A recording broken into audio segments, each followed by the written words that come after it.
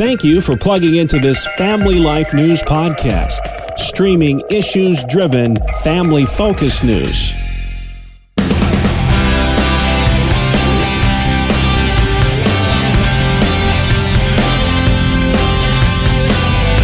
I'm Tracy Lynn, and this is our summer-long Staycation Destination series.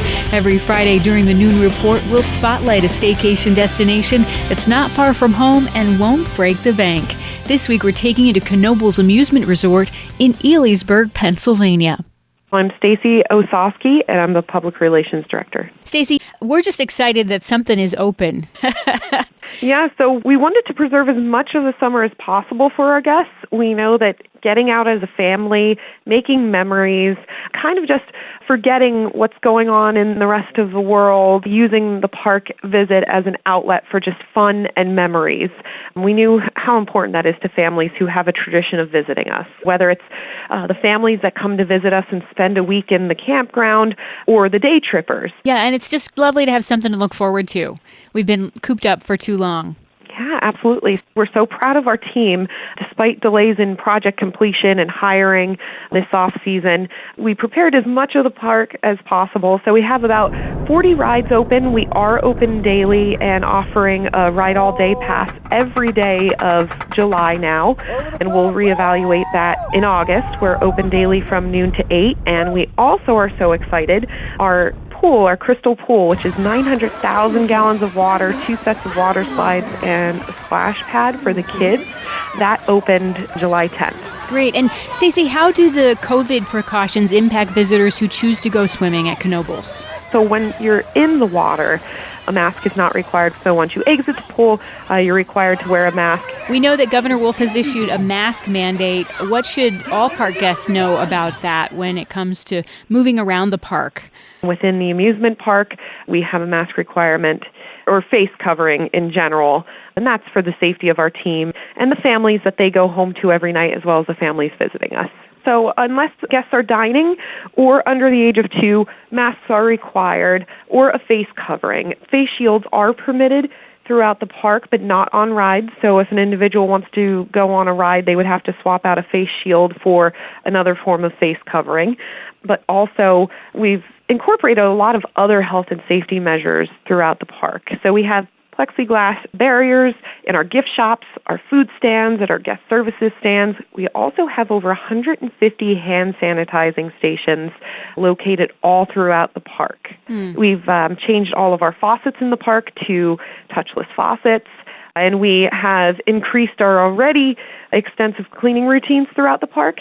And we really appreciate a lot of the feedback that we've received, that guests feel very safe and loved when they visit. They can tell all the extra care that our team is putting into the park. It's a big undertaking when you think about redoing all the faucets throughout the park and so many other things. We know there's an expense for businesses across the board, really, with the hand sanitizer and the masks, and we just thank you for what you're doing. So the one way you could get away without wearing your mask is just walk around with an ice cream cone?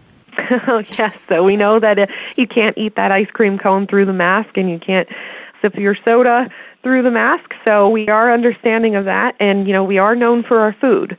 So people do come here just to really eat their way around the park. I was going to ask you about that. Obviously, we all have our favorite standbys. Any unique foods or attractions this year? Well, I can tell you that we have some new mac and cheese bowls. I've had one that's called the Louisiana Pig, and it's mac and cheese, coleslaw, and pulled pork. It's absolutely delicious. There's another mac and cheese bowl with popcorn chicken on top.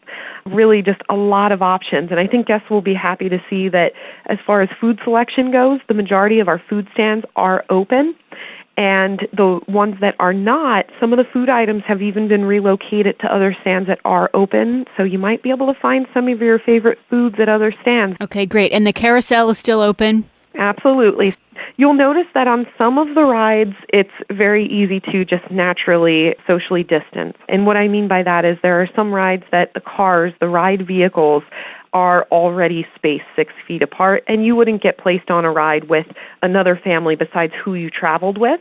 So those rides were able to fill every single one of the cars, but there are other rides like the Grand Carousel or roller coasters that We do have empty seats in those rides to provide that social distancing while on the ride. One of the things that always stands out to me about Knoebels is that because of so much shade, even when there's the really high temperatures and humidity, it's bearable because of the shade. Oh, it's really wonderful. And we have the creek that flows through the park that also helps cool off this area of the valley. And it's an experience, a laid-back atmosphere, and we really wanted to preserve that as well.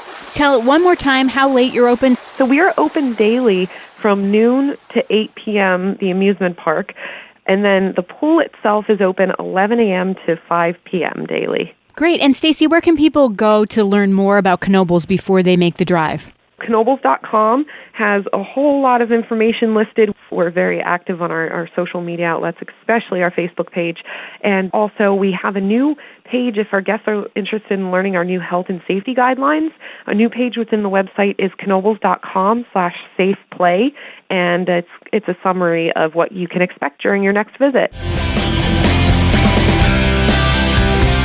We hope you've enjoyed coming along on our staycation destination. You can hear all the podcasts online. Join us next week as we explore a new spot in New York State.